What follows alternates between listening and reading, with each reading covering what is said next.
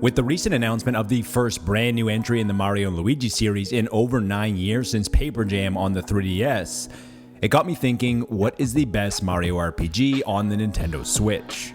With 3 incredible games, the answer might not be what you think, but we'll explain why. When it comes to Mario RPGs, Nintendo Switch owners have it good. Most Nintendo consoles and handhelds get about 1 or maybe 2 entries per system. Nintendo Switch owners were fortunate enough to get 3 different Mario RPGs thanks to some great remakes, original entries, and with the upcoming Mario and Luigi Brothership, that will bring the total up to 4. Nintendo does have a history of just doing simple ports of their back catalog, but both Super Mario RPG and Paper Mario: The Thousand-Year Door went beyond the basic HD upgrade. Both featured a lot of love, attention, and smart quality of life changes worthy of your money, especially if you never had the chance to play them the first time around. With 3 great Mario RPGs to play on the Nintendo Switch at the moment with Paper Mario: The Origami King, Paper Mario: The Thousand-Year Door, and Super Mario RPG, and never enough time or money, which Mario RPG on the Nintendo Switch is best? Having played and finished all Nintendo Switch versions of these 3 fantastic games, which is very important to say before we get into this list, here's how we think it shakes out in 2024. Before jumping in, we just wanted to take a quick second to talk about our 2024 goals as an outlet which you can help us with, and our main goal is getting to 15,000 subscribers. Now, if you're unfamiliar, we're trying to take content creation to a more elevated and positive environment without toxicity.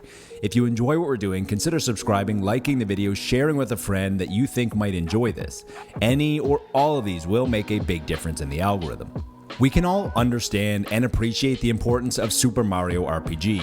Paper Mario, as well as the Mario and Luigi series, also likely wouldn't exist had it not been for Square transplanting their RPG expertise onto Mario and the rest of the Mushroom Kingdom.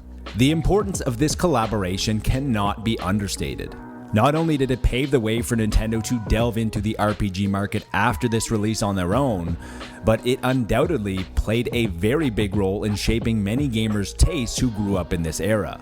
Without a doubt, Super Mario RPG was a gateway RPG for many gamers of that generation, and without Mario, they might not have discovered a love for playing role-playing games. Now that we have given Super Mario RPG its flowers, it is definitely the weakest on this list for a few reasons. For starters, it is the shortest experience on the list by a large margin, which isn't indicative of quality, and personally, I prefer a shorter and more succinct game, but if you had to pick one Mario RPG on the Nintendo Switch, length does become relevant when all titles are great, and 10 to 15 hours compared to 30-35 turns out to be a very big difference. The other reason is that even though the remake on the Nintendo Switch looks great, the gameplay mechanics are still rooted in the mid-90s.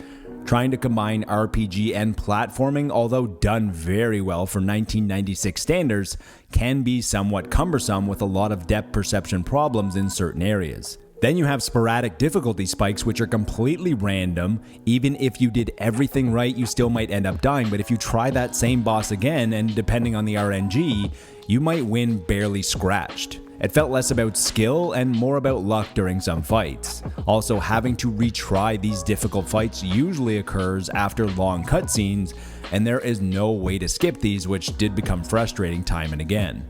Due to Super Mario RPG being developed by Square and not Nintendo, there is just something about it that never felt quite right.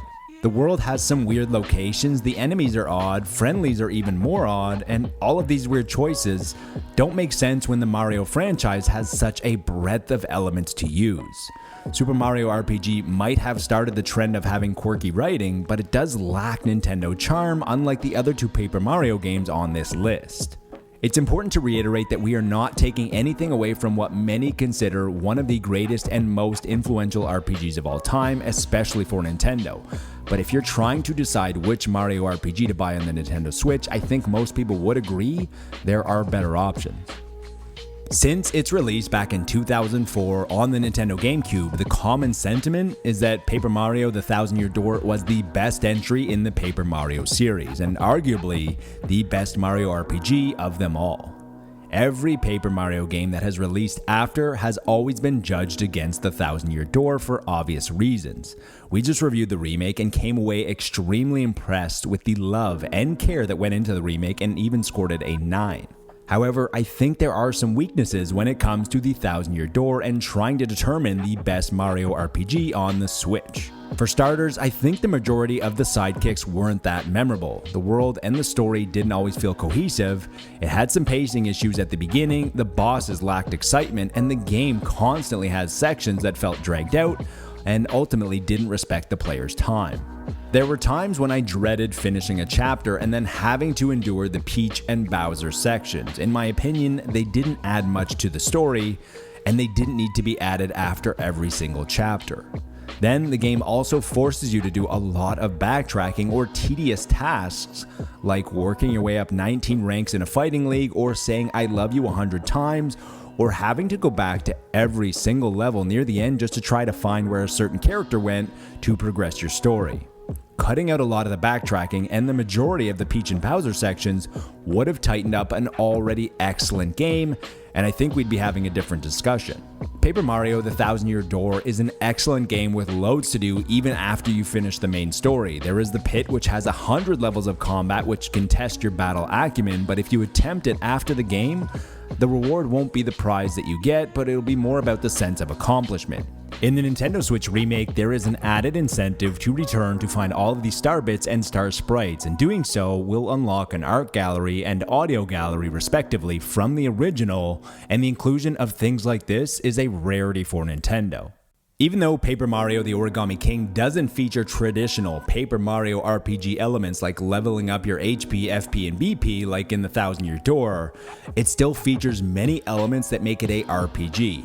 Turn-based combat, allies, gear, weapons, environmental puzzles, upgrades, NPCs, long quests, side quests, epic boss fights, and many other things. Maybe by definition, it does go a little outside of what people have come to expect from a Paper Mario game, but things need to evolve. A prime example of how evolution needs to happen is how Nintendo has handled their hardware over the years.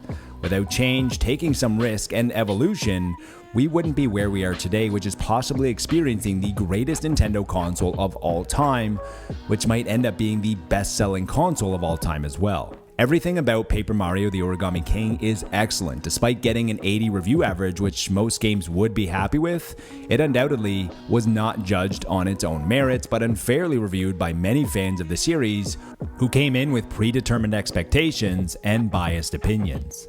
The characters felt more memorable in The Origami King compared to the other games. Olivia and Bobby were head and shoulders better than any character from the Thousand Year Door, as you could easily swap them out. If you remove Bobby or Olivia, there would have been a very noticeable gap. The story in The Origami King was also more engaging, with writing that not only made me laugh out loud from beginning to end. This started in the first few minutes with Bowser walking on his face, but there was even a moment that tugged at the heartstrings a bit later on, which was a first for a Mario title. The world in Origami King was visually stunning, which isn't a surprise for Paper Mario, but it had loads of little origami touches. The locations were extremely varied and still somehow felt more cohesive than the Thousand Year Door by having a world that felt like one unit, instead of disjointed parts connected by a magical pipe. The music was incredible, and one of the best parts was finding all of the hidden toads around the world. Not only was it fun, but it also added to your battle audience, which serves a purpose down the line. Finally, the boss fights, which should be a highlight for an RPG, were a spectacle, and every single one was memorable, but most importantly, they pose an extremely different challenge than the rest of the game. In the other games on this list, the bosses were just enemies with bigger health bars that didn't present new challenges. As for one of the main points of criticism for this game, the combat, I thought the new system provided an interesting challenge every battle by trying to line up the battlefield right every time for bonus damage. The battles also rewarded you depending on how proficient you were. There were also weapons that you could find or purchase for combat that made big differences and also degraded over time. As someone who enjoyed the breakable weapon system in Breath of the Wild, this scratched a very similar itch. If you have the time and the money, you should absolutely buy all 3 of these games on the Nintendo Switch, but in the case that you can only pick one, it realistically came down to The Origami King or The Thousand Year Door. Both the Origami King and the Thousand Year Door take about 30 hours to finish and longer to complete. What is paramount is that they are both excellent games that have different strengths and weaknesses, which is great because they don't feel like each other and they offer two completely different experiences, which is why you should play both if you can. However, if only one entry on the Nintendo Switch could be chosen, it would be the Origami King. It's less of a traditional by-the-numbers RPG of yesteryear, but it's more of a modern adventure RPG hybrid of today. It still hits all the notes that the series has become known for, but most importantly, over the 30 hours, there was never a point in the Origami King where I felt like my time as a player wasn't being respected. You never knew what was around the next corner in the Origami King with the setting and the story, which led to a sense of joy, fun, and discovery as the journey unfolded, which is exactly what you want from your RPG. Until next time, remember to be nice to your fellow gamer, but more importantly, be nice to your fellow human.